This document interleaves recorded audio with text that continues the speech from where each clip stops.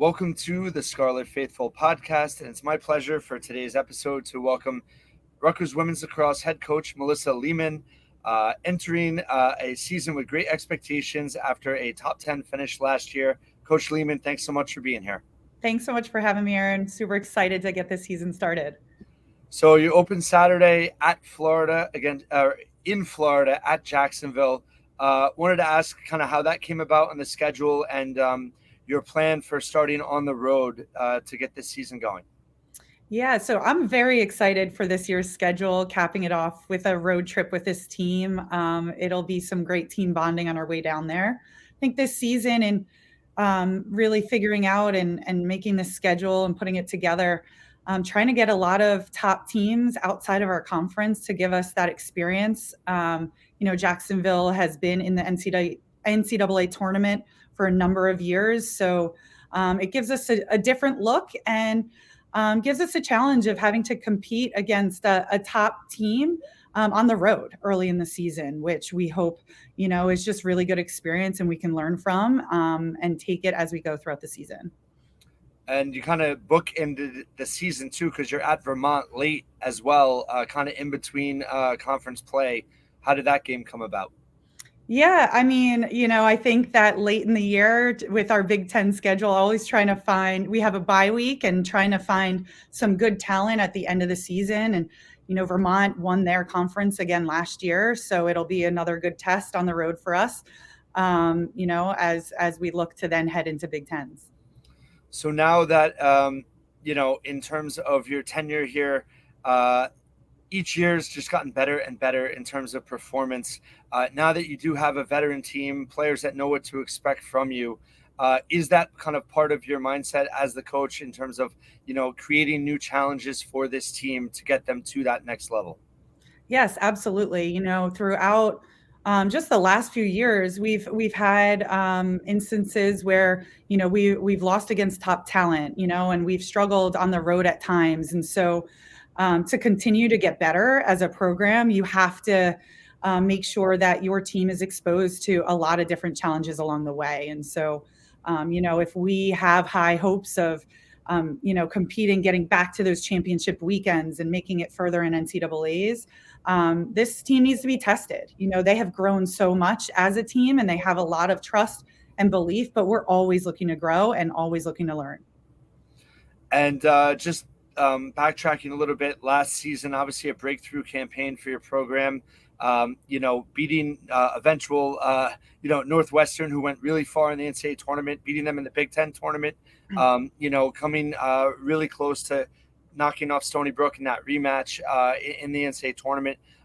How much was that growth important for the overall development of your players, and kind of what have you seen in this offseason that has helped them grow? Yeah, I think that anytime you're playing those tough teams, you're going to grow through every opportunity you have out there on the field with them. And very early on, when we started playing Northwestern in, I guess it was the 2020 season, then 2021, 2022, it felt like we were just playing them constantly and nonstop. And we got matched up with them in the tournament multiple times. And so, you're going to have some tough times, but you're going to grow along the way. And that's what I saw from my team. And last year in the Big Ten tournament here in the semis on our field, I just saw a mindset and a belief in this team that they weren't going to waver. And they just felt like it was their day and they were ready to go. And so, I think that's what I'm looking for as we continue to schedule these top programs. We're scheduling Stony Brook again this year.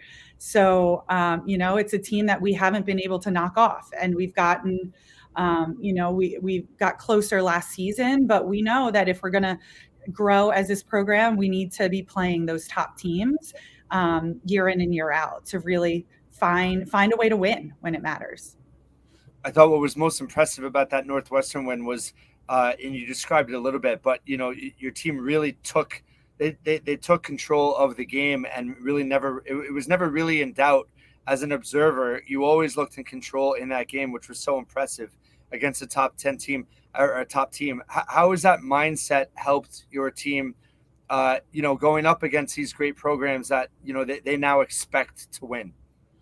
Yeah, I mean, it's a challenge to get to that place, but it's what we talk about in team meetings, and what the leaders really expect of this team is high standards at practice, and we're not just going to be able to turn it on game day. And if we're going to be competing with these top programs, we have to expect that of ourselves. And so that started in the fall, in the off season, and how we were training and how we're pushing each other, and what we expected of, the newcomers to this team and the freshmen coming in. It's a mindset that you're going to compete. And I think that's the biggest thing that this team does so well, day in, day out, on the field, in the weight room. I see it from them, and that develops confidence. And the only way you're going to be confident going up against these top talented teams is if you practice that and you live that day in and day out. So you have a lot of key veterans returning. It starts with Cassidy Spillis, the All-American special player. How has her game grown at Rutgers, and how, what are your expectations for her this season? Yeah, so I mean, coming off an excellent year, Cassidy has just done so much for this program to elevate our team. Obviously, she puts in lots of goals, but she really gets it done all over the field. And we've seen her grow throughout her career. She's a big part of our defensive side as well, causing turnovers, clearing the ball, getting key ground balls. But we'll look to her this year to facilitate more on the offense, have the ball in her stick more, not just on the inside as a cutter, which she does so well, finishing on the inside. And really looking to her to, when I say facilitate for us, create offense, drive, draw, things that really help create movement on our offense. So whether it's her actually getting to goal, we know that she's going to draw a number of defenders, being a high profile player that she is. And understanding that when she draws too, that's an opportunity to move the ball, and we find teammates on the backside. And so giving her that understanding of, just being that well-rounded offensive threat for us. And obviously, with the program's all-time point leader, TT Neslansky, now gone, what are your expectations for filling that void on the offense, and who are you looking to step up this year? Yeah, it's always tough to fill a void of that many points, but I'm excited. I have a team that is eager to work together. I think leading that charge, Maren Hartshorn on the offensive side, she has for so many years been that quarterback. She settles the team, she gets the team on the same page. Her IQ is one of the best in the game. And so our challenge to her this year was really to have her step up in many ways and put the ball in the back of the net, find opportunities for her to take it. And she's been doing that well, saw that a lot this fall. And, we'll continue to look to her in a lot of ways, not just facilitate and assist, but get the ball, take her opportunities when she sees them. And with that being said, we have a lot of players on the attack that got minutes last year that I see being big players for us. Kate Carolonza is coming off a year where she got an opportunity in the starting lineup, and she's playing at a very high level, as well as Jenna Byrne and Ashley Campo and Ashley Moynihan. So excited to see these returners back and stepping up, because anytime you lose someone, that's an opportunity for other people to step in and show what they have and what they're capable of. Ashley Campo, also a preseason All-American, but wanted to ask about Megan Ball, obviously the leader of your defense, has had a tremendous career already. How important is she to this team, and where has she grown in the offseason? Yeah, Meg is just solid everywhere. I can't say enough about her. Just such a force on the field and someone you can count on. She gets those draws for us. She always has a top matchup. She comes up with huge plays.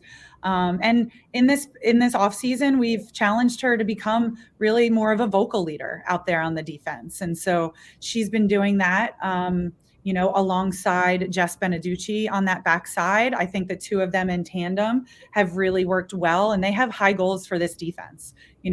This is their fourth year working together. And, I think they've created along with our defensive coach, Allie Heavens. Just a solid defense that trusts each other, plays together, plays for one another.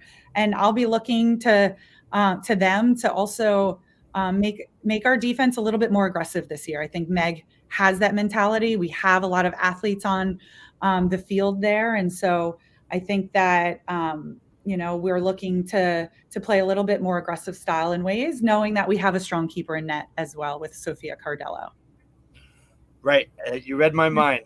So obviously she's kind of been thrown into the fire young in her career, and it really got better as the year went on last year. How has her development continued, and what are your expectations for her this season? Yeah, I mean, she has high goals for herself, and I think that's been a joy to coach. She just puts in the time, puts in the work, and as a youngster, being thrown into some pretty intense games, she's just grown with her confidence, and I think that that's something that we love about her. She has such a confident, calming presence. And so for her, I think this year is just to continue on that. And give our defensive unit the belief. I think she's grown into a leader, and more of a vocal leader. I love that she speaks up so much with this team in team meetings. And so I think that this team really counts on her in so many ways. And I'm excited just to see what she can do as a junior. Now she's an upperclassman and taking on more of that leadership role for us. And so I'm looking forward to this season with her. So how much we've talked about it before, but how much does it help having you probably appreciate the fact that you had a regular off season.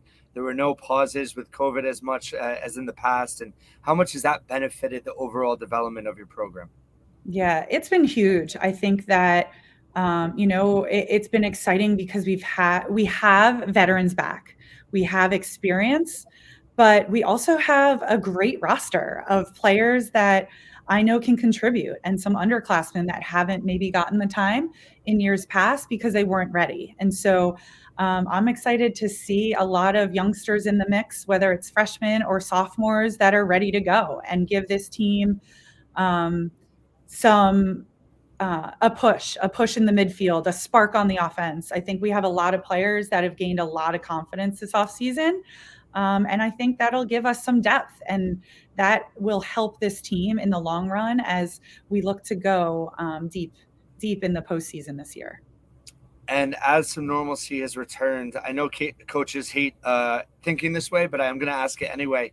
Have you had a breath to just kind of, look at how far you've taken the program so far in such a quick period of time, and how much you appreciate where you have things going in? I mean, you're ranked number 7 in the preseason polls for a program that didn't even have an NCAA tournament win before you got here. Yeah.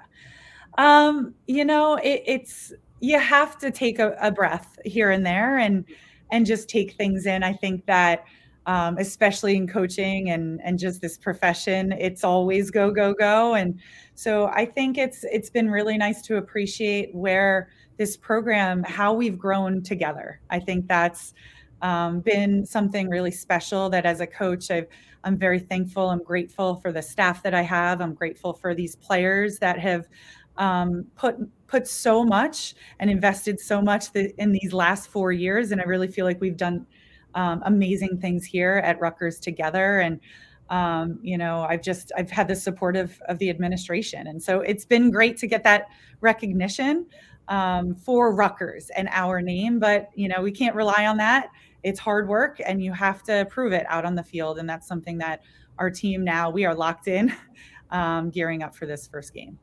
And how much has the Rodkin Center helped having kind of a home base for your team? And, obviously it's a beautiful facility, but also just having that as an asset for your program.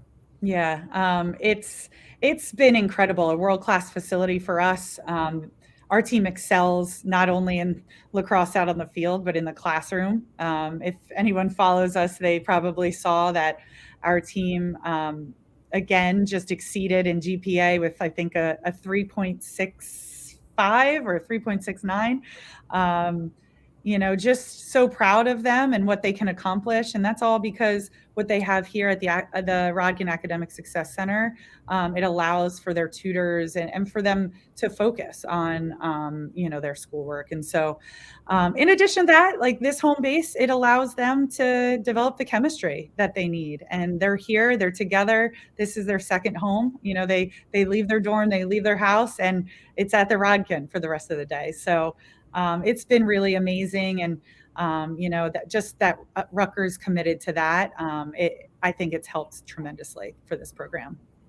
And just in terms of the athletic department as a whole, the camaraderie, there seems to be a lot of camaraderie among the different programs. Obviously, you share the Rotkin Center with men's lacrosse and a couple other programs. How has that helped, I guess, as a whole, when you talk about a push, just in terms of every program succeeding and wanting to keep getting better?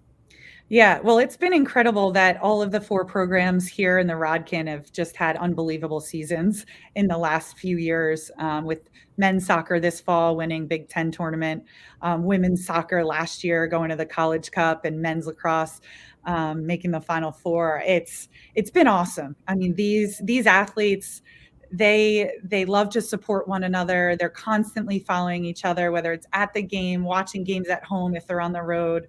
And I just think that's the culture we have here at Rutgers. These programs are building, and we're pursuing excellence. And I think that it's been awesome to be on the ride with all these programs. And in terms of your team, you're picked in the top 10 nationally, but the Big Ten is the Big Ten, and you have Northwestern, you have Maryland. What are your goals for this team as a whole, and how do you kind of keep one eye on the conference and one eye in terms of, worrying about or focusing on what you can control? Yeah, so our goals are just like last year. We got a taste of getting to that Big Ten championship, so we're looking forward to that again. But with this season and the schedule that we have, we cannot look too far ahead with where we're going. We have to look at the game that's in front of us and be very focused, because there's a lot of talented teams on the schedule. And I think that's one of the biggest things with this team. It's about the game that we're playing. And so, I think we have a talented team coming up this weekend. I know we do, in Jacksonville. And so, if we keep it one game at a time, I feel like this team can go deep. Head coach Melissa Lehman, Rutgers women's lacrosse. Very excited to watch this team this year, and wishing you the best of luck this season. Thanks so much. Go RU.